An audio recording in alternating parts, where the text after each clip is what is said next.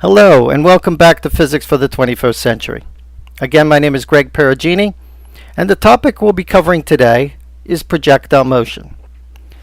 So, besides the obvious, what is projectile motion? Of course, it is launching something, a projectile, and its movement, typically defined as a parabola.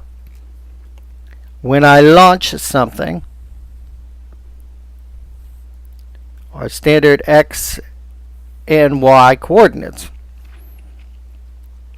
Up to now, we've been just looking at something launched either on the x-axis, like a car or a speed sled, or we've been looking at something like a ball being thrown in the air, up or down, dropped from a height. But if something is launched at an angle, like this is launched at a particular angle, say 40 meters per second, I launch this projectile. The minute it is launched, it is under the influence of gravity to pull it down. At any given point, as you can see, I'm at an angle, and this is why it is projectile motion is an example of kinematics in two dimensions. Given that angle, I could figure out its strength in the x direction as being, in this case, if this is an angle of 60 degrees, its strength in the x direction is, of course, 40 times cosine of 60 degrees. In the y direction, it would be 40 times sine of 60 degrees. So you would have its constituent components, its strengths, this 40 meters per second strengths in both the x and the y direction, and treat them separately. This would be velocity in the y direction. This would be velocity in the x direction. Each of those components treated separately. So then you have the kinematic equations, each of those having the particular, as you see in yellow there, for the y, the kinematic equations for the y direction, the kinematic equations for the x direction, and I could treat them separately, as I said. This is a little bit of a review, more or less what I cover here, in that I can break, for instance, the b vector into its constituent components, the b in the y and the b in the x direction, just like I could do for c and for a. And I have my trig identities, tan inverse allowing me to get the angle, and of course I can get the hypotenuse if I know the strengths in the x and y direction. So I just simplified it, and as you could see here, when I put this here on the board, I left out the subscripts for the x and y direction. But it is for any direction I can use these kinematics, and I can't mix and match. Obviously, I have an acceleration in the y direction. The minute I launch this, the acceleration in the y direction is what? Of course, negative 9.8. But that is not the acceleration I can use in the x direction, right? The acceleration in the x direction as I throw an object is not influenced by gravity. So, as a conclusion to this, what I'm saying is that treat each vector component, the y, x, z direction, separately in the kinematics. So projectile motion sort of looks like this. As you can see, once it's initially launched, I have the components in the x direction and components in the y. The x direction will stay the same after launch. The acceleration due to gravity only works in the y direction, not in the x direction. But as you notice, the acceleration due to gravity is slowing down that component of velocity that is in the y direction to the point where it reaches that maximum height where the velocity in the y direction is 0. Right here. So then the velocity in the y direction is in the downward. As you can also notice, as I said before, the velocity in the x direction is the same. Now we'll talk about the laws of motion, but inertia sort of is very direct and succinct on this, that if I am throwing an object, if I throw an object in the horizontal direction,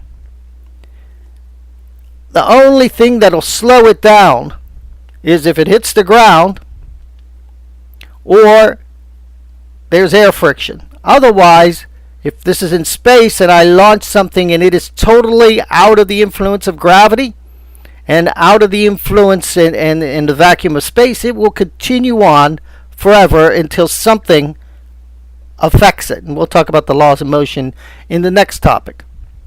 So,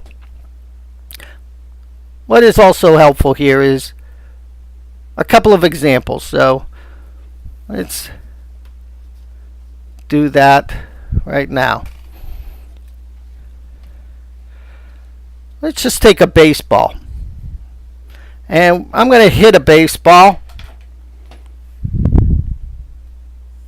Define that strike that I'm hitting that baseball.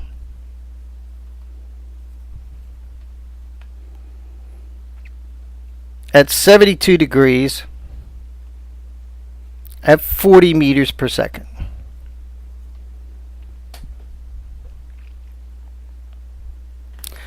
So we want to know where an outfielder needs to stand to catch the ball. Where to stand to catch the ball.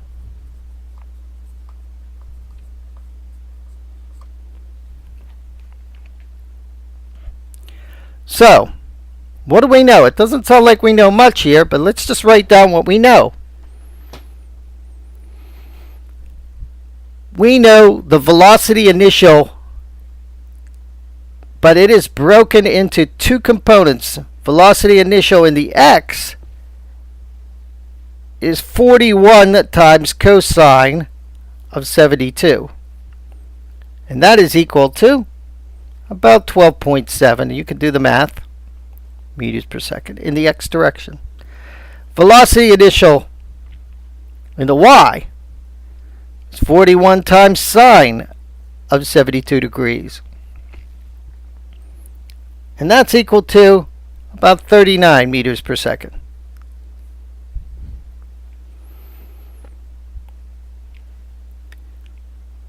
So, as I said, the first law will say we keep going, but we want to ask the question, where does this person stand? So, looking at these kinematic equations, I should also write down that we have an acceleration in the y direction, of course, is negative 9.8 meters per second squared.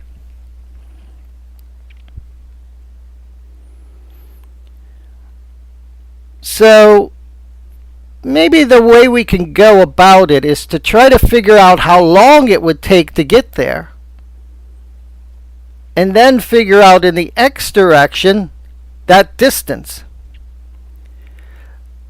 If this is a true parabola, and I'll draw it as a parabola here, what goes up must go down, and these are equal portions here.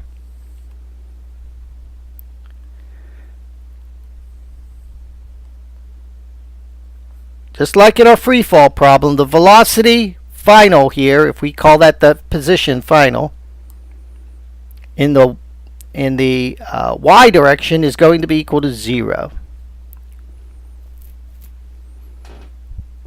So, given that, I know the velocity initial in the y direction, 39, velocity final in the y direction, and the acceleration. Well, it sounds like I can use velocity final equal velocity initial plus at, the first kinematic equation. 0 equals 39 plus negative 9.8 times t. That's going to give me a time of t equals 3.98 seconds. So it took to get here 3.98 seconds. So, if this is a parabola, and we're not talking about friction here, if it took 3.98 seconds to get there, how many seconds did it take to get there? Well, it's split in two, so we multiply by 2. That gives us the amount of time, 7.96 seconds, that it took to get there. That is 7.96 seconds. So I know the time it takes to get to that outfielder.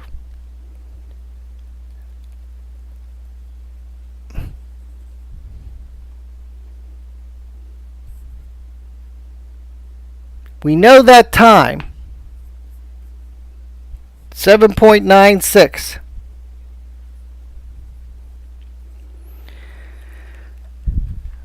So I know the velocity initial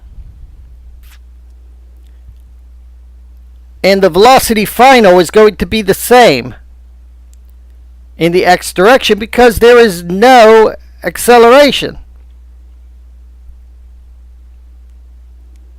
So how do I figure out, I can't use that, how do I figure out the distance? Well, I could use the second equation, but it also is intuitive. If I am going at 12.7 meters every second and doing it for 7.96 seconds. Well, this is just a standard cancellation here, giving me meters. 100.8 meters. So where to stand to catch the ball? 100.8 meters.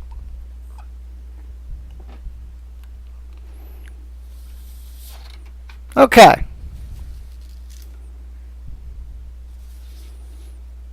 Let's take a look at another example here. Let's say I am an archer and I'm firing an arrow. So I'm an archer. I shoot an arrow up at an angle 22 degrees. At its maximum height, it clears a tree.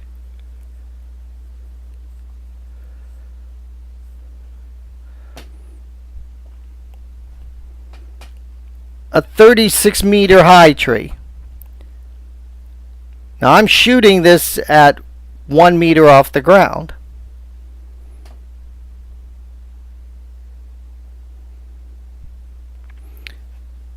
So the question may be, how fast was it going? And I mean the arrow when it left the bow. We're looking for velocity initial.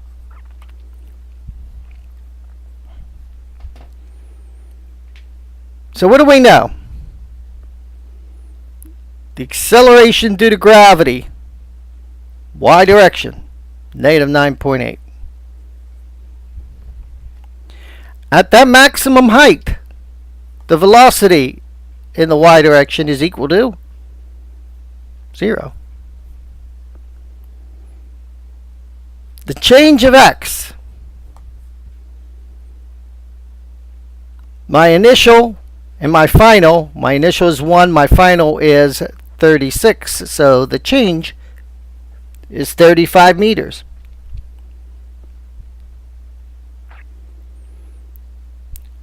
So, take a look at that and see if you could figure out what our velocity initial in the y direction is. Which equation would I use? Think for a minute. Okay. Well, it looks like we know the change of distance, the acceleration of velocity initial. We're only missing velocity final. So I could use this fourth equation pretty easily. Velocity final squared is equal to velocity initial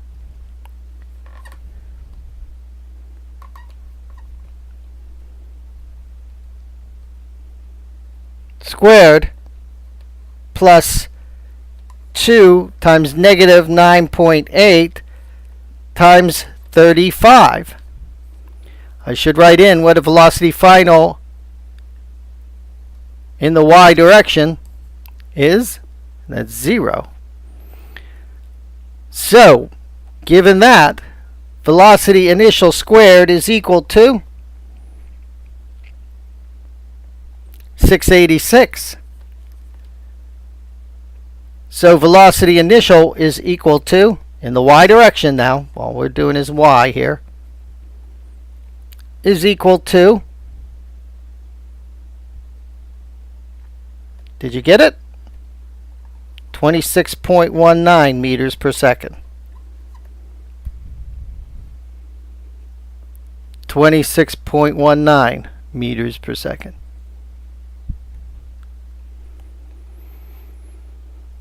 Now that's just in the y direction. But I want to know how fast it was when it left the bow. I know that the velocity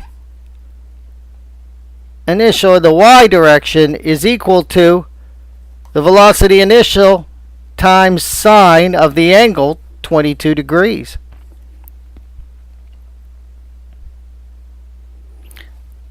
We've just figured out the velocity initial in the y direction, 26.19. So if you take that and divide it by the sine of 22, I get my velocity initial. And that velocity initial is 69.91 meters per second. So that is how fast it was going when it left the bow. The answer is 69.91 meters per second.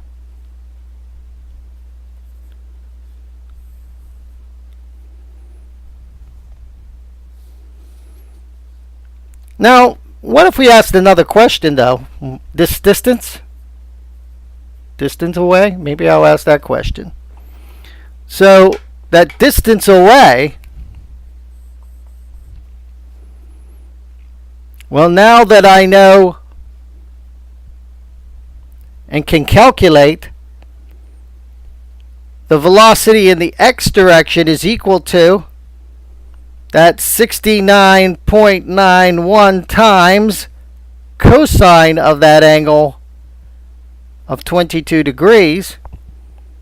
And that's going to give me a velocity in the x direction of 64.82 meters per second.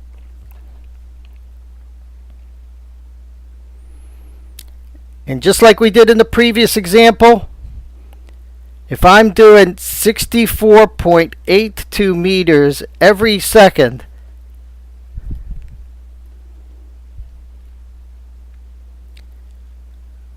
how many seconds did we do this in? Well, I can calculate that, right? What is the t to this height? What is the time to that height? Velocity initial in the y direction, velocity final in the y direction is equal to velocity initial in the y direction plus at.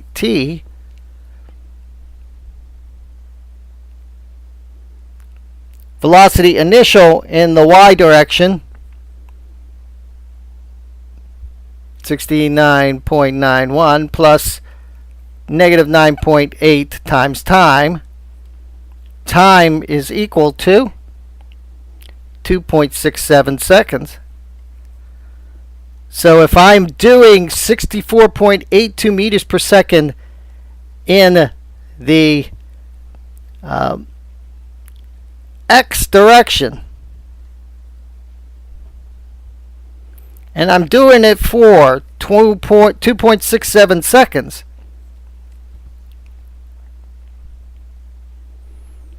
seconds cancel. I'm multiplying 64.82 times 2.67.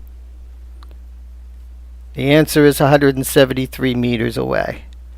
The distance is 173 meters.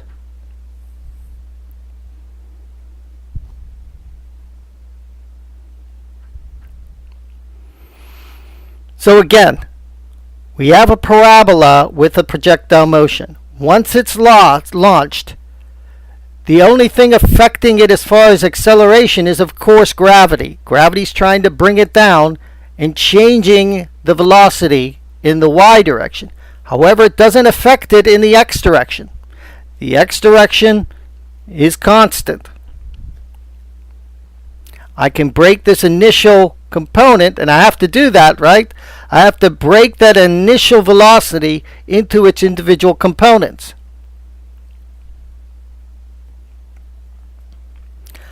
So, in conclusion, watch your signs.